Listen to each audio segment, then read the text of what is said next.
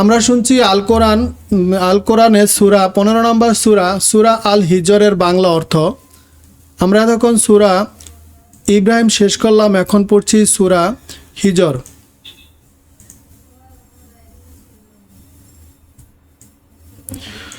সূরা হিজর এটি মক্কা অবতীর্ণ হয়েছে আর এইখানে আয়াত রয়েছে 99টি। বিসমিল্লাহির রহমানির রহিম, পরম করুণাময় ও দয়ালু আল্লাহর নামে। আলিফ লাম র, এটা কিতাবের ও সুস্পষ্ট কোরআনের আয়াত।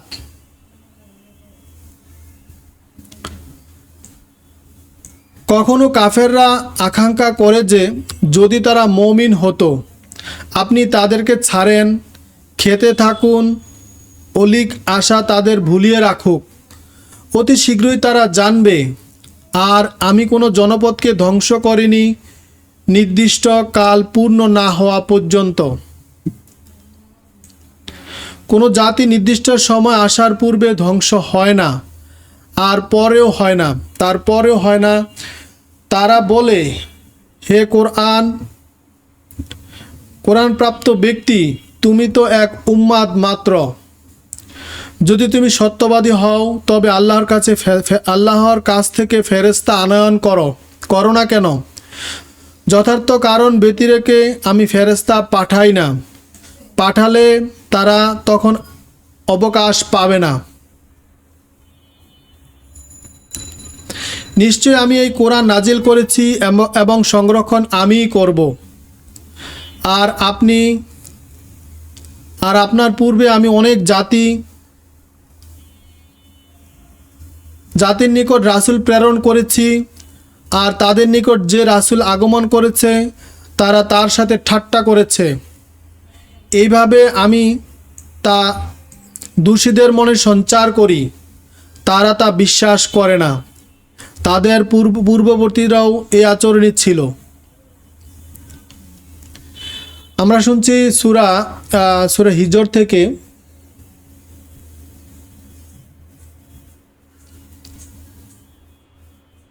আমি তাদের সামনে আকাশের কোনো দরজা খুলে আরোহ করতে দিলে তবু তারা বলবে, আমাদের দৃষ্টি ভ্রম ঘটানো হয়েছে, বরং আমরা জাদুগ্রস্ত হয়ে পড়েছি।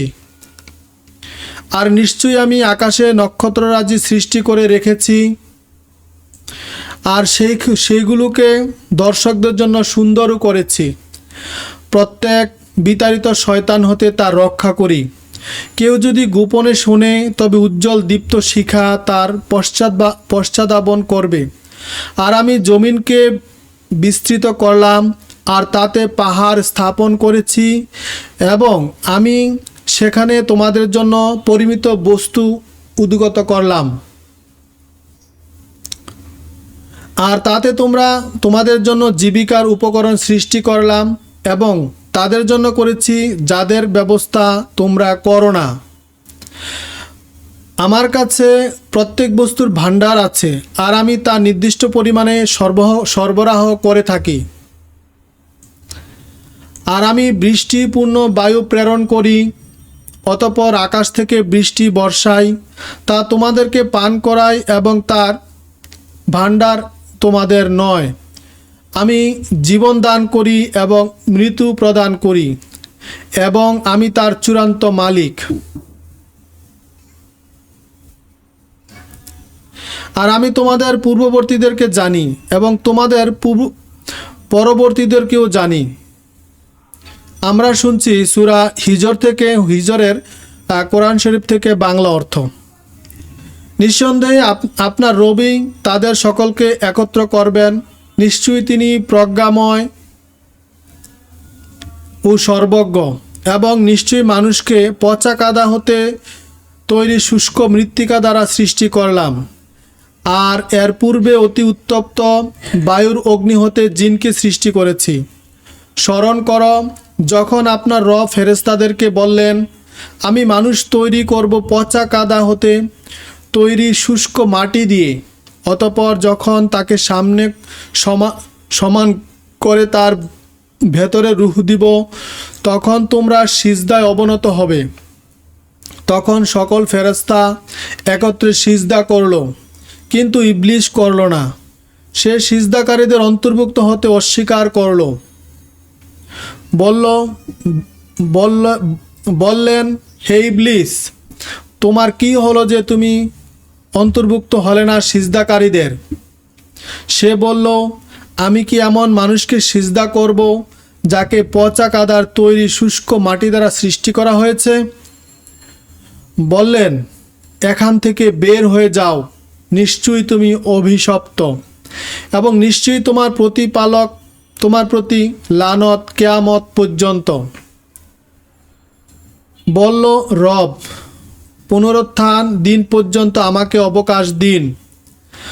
আল্লাহ বললেন, তুমি অবশ্যই অবকাশ প্রাপ্ত, নির্ধারিত সময়ের দিন পর্যন্ত। শয়তান বলল, হে আমার রব, বিপদগামী তো আমাকে করলেন। অবশ্যই আমি দুনিয়ার মানুষের জন্য মনোরম করব এবং তাদের সবাইকে পথভ্রষ্ট করব, তবে আপনার ওইসব বান্দা ছাড়া যারা খাঁটি। আল্লাহ বললেন, এটি আমার দিকে সরল পথ। আমার বান্দাদের উপর তোমার ক্ষমতা থাকবে না, থাকবে ভ্রান্তদের উপর যারা তোমার অনুগত। আর জাহান্নাম হবে তাদের সমান, তাদের সবার জন্য প্রতিশ্রুত স্থান।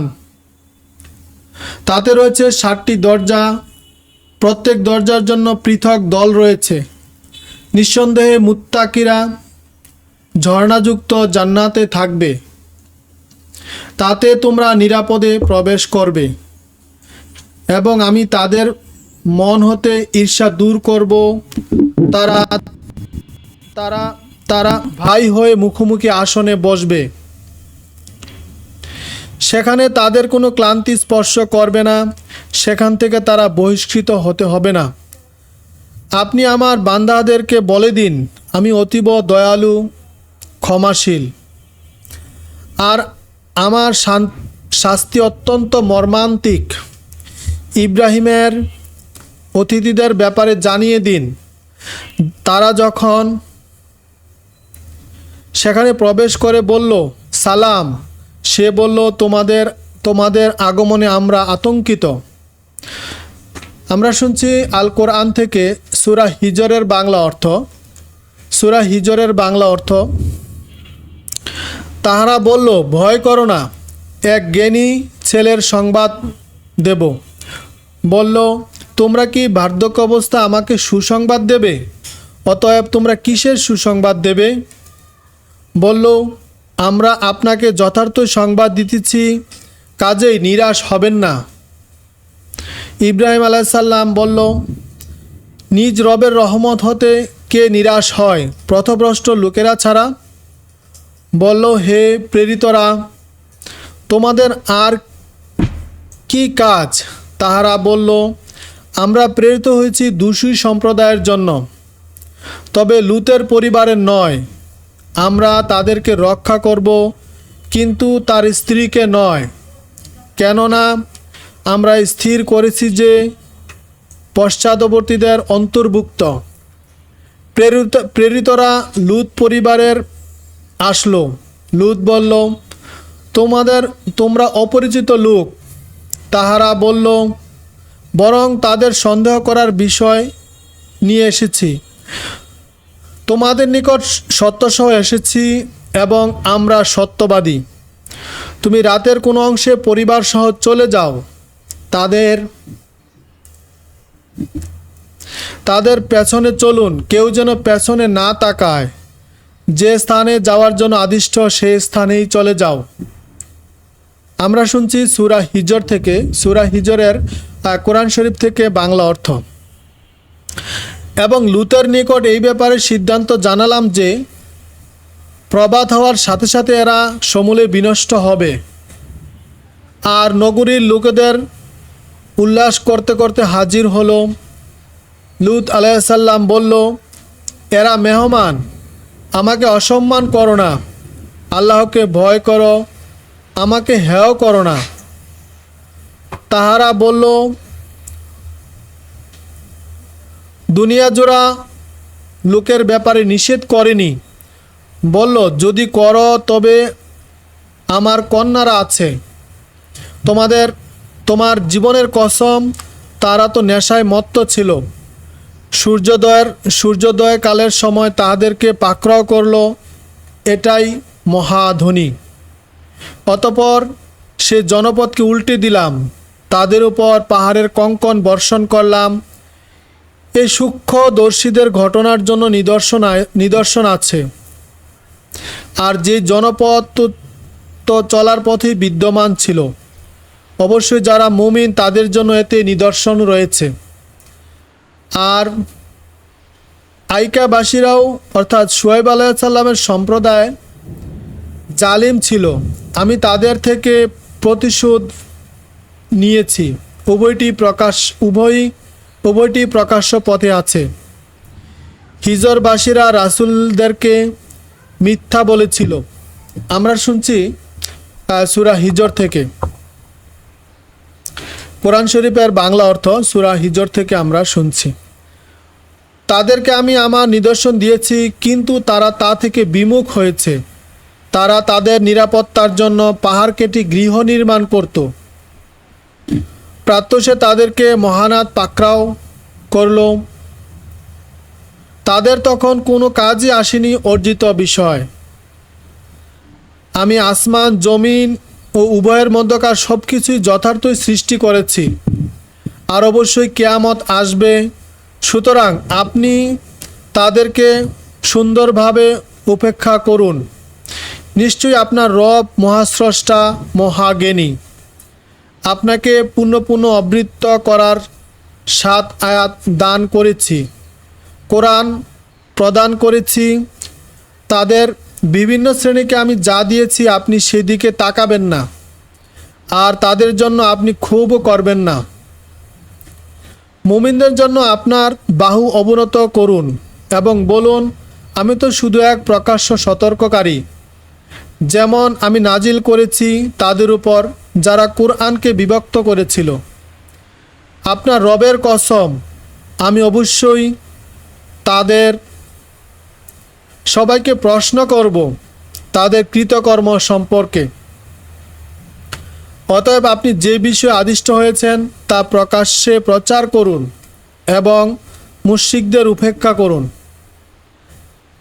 বিদ্রূপকারীদের বিরুদ্ধে আমি আপনার জন্য যথেষ্ট। যারা আল্লাহর সঙ্গে অন্য ইলাহ সাব্যস্ত করে, অতি সত্ত্বর তারা বুঝতে পারবে। আমি জানি তাদের কথায় আপনার মন সংকুচিত হয়। অতএব আপনি আপনার রবের পবিত্রতা বর্ণনা করুন এবং সিজদাকারীদের অন্তর্ভুক্ত হন। আপনার মৃত্যু আসা পর্যন্ত রবের ইবাদত করুন।